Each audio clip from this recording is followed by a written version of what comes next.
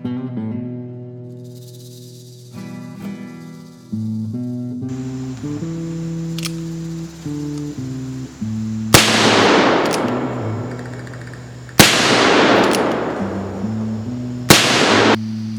I'm Mike Bellevue, and today we're out at Duelist Den, and we've got absolutely a beautiful six gun.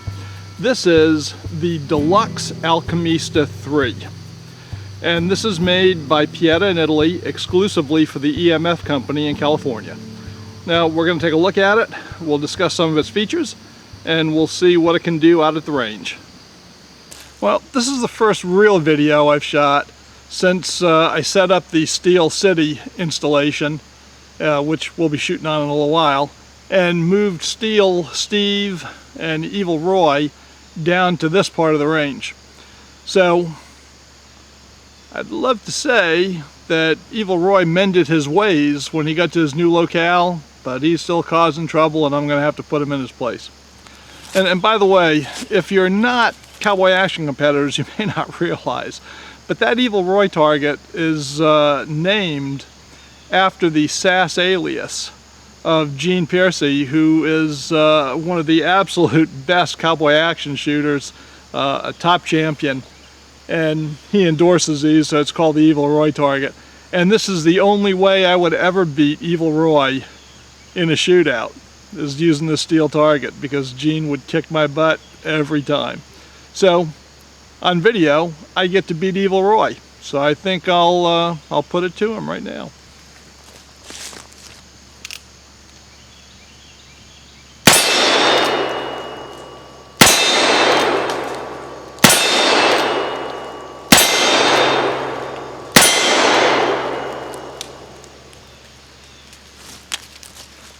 Get him! Take that, Roy. E.M.F's Alchimista III is the latest variant in the Great Western II line of six guns that E.M.F sells. And it's a deluxe version of their Alchemista. This particular one is anyway. This is the Deluxe Alchemista III. And it's really set off by the two-tone frame and barrel and cylinder, and the laser-etched engraving. It also has an octagon barrel, which is a nice custom touch. And those are the features that make it deluxe. And beyond that, it has the same features that you would find on the standard Alchemista. Alchemista 2 has a round barrel, but other than that, they're essentially the same thing. And really, they're a pretty neat gun, and they fill a niche for people, particularly people with bigger hands.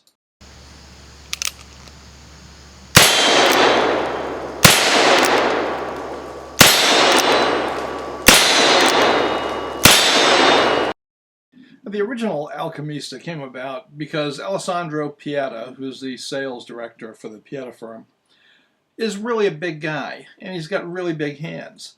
And the standard single-action army grip didn't fit him very well, so he had his technicians in the factory put an 1860 Colt Army revolver grip, cap and ball revolver grip, on a single-action army.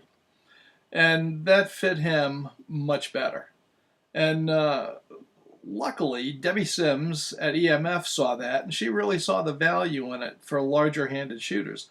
But she had Pieta make some changes for the production run. She had them put on checkered grips, a lowered mounted style hammer, wider trigger, and what she came up with was the Alchemista, which is a unique gun to E.M.F. And the beauty of this is that it's somewhat like Colt's old Bisley model in that it gives you more of a grip to hold on to for single action or target shooting, and a lower hammer spur to be able to hit it with your thumb easier. But to be honest with you, original Bisleys were never that comfortable for me. I think if Colt had done this in the 19th century, they would have had an altogether better gun than the Bisley. And it really is a good gun for single-handed shooters or for shooters with large hands. So it's kind of a gun that never was, but a lot of people, old-timers in the day, would make the same switch that Alessandro did. So you could have found variants like this in the Old West. And if you've got bigger hands and you've been shooting Ruger Vaqueros, let's say, because nothing else fits you, well, you might want to try this.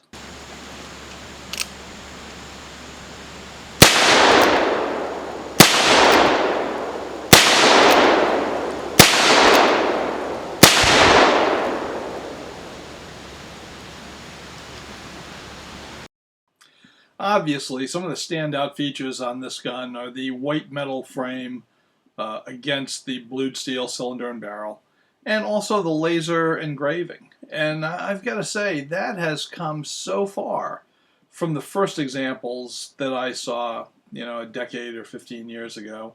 I mean, it's certainly not the equivalent of, Kuno Helfrich or John Adams currently, but I'll tell you what, for the money, it provides some very attractive embellishment on a revolver, and it really looks good on this one with the octagon barrel and the two-tone finish.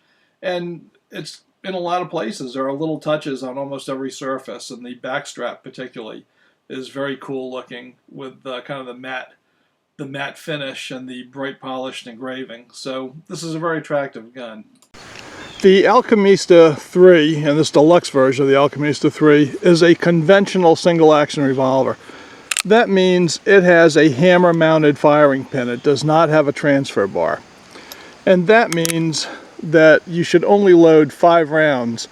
You can see the firing pin showing there. If you load 6, that's resting right on the primer of a loaded chamber.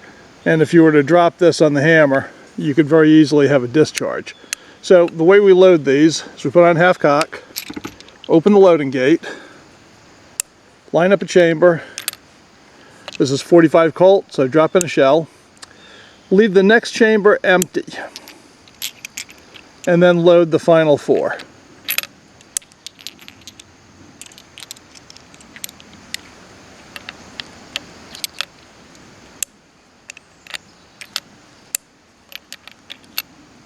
Okay, at that point, when I bring this to full cock, you can see there's daylight through there. There's an empty chamber is in line with the barrel. So I can now drop the hammer and it's safe.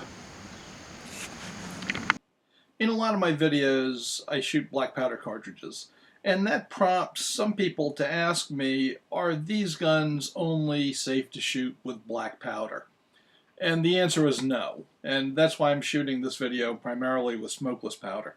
And in fact, I'm using factory-loaded Black Hills 45 Colt ammunition for most of the shooting I'm doing in here. Black Hills is my favorite brand of ammo, just so you know. And I shoot a lot of it, and their 45 Colt is the best 45 Colt factory ammo that I shoot. But just because I'm shooting smokeless in it does not mean that it can't also shoot black powder for fun. A beautiful 6-gun like this deserves some beautiful gun leather. This is my custom-made Rose of Martio rig, made by Marty Overstreet at Circle Bartee Leatherworks. And it is one gorgeous gun rig, and well suited for the Alchemista.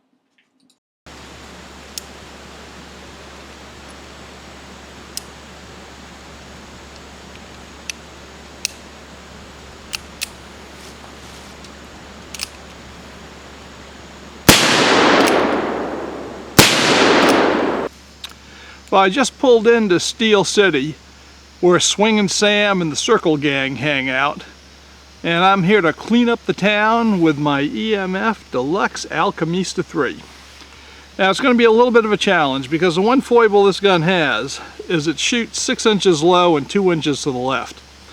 And that's easily remedied, but this is a loaner gun for test and evaluation, and I don't think E.M.F would appreciate me filing down the front sight or turning the barrel a little bit. So I'm just going to have to make do with some Kentucky windage. So let's see if I can make them swing. Well, before I take on Swingin' Sam and the boys, I'll show you what I'm talking about. That orange dot, that's my point of aim. And obviously the holes in the target show where the gun's hitting. So it's quite accurate. It's just not hitting where you point it. And it's easily fixed, like I said, by filing the front sight and turning the barrel a little bit. But I'm going to have to use the estimating technique. So Let's show you how that worked out.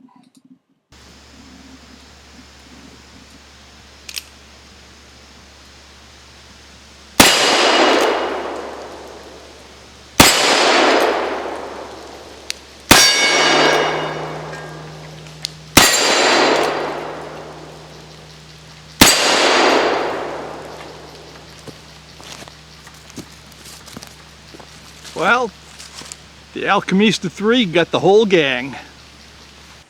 We'll finish up with the bad guy's view.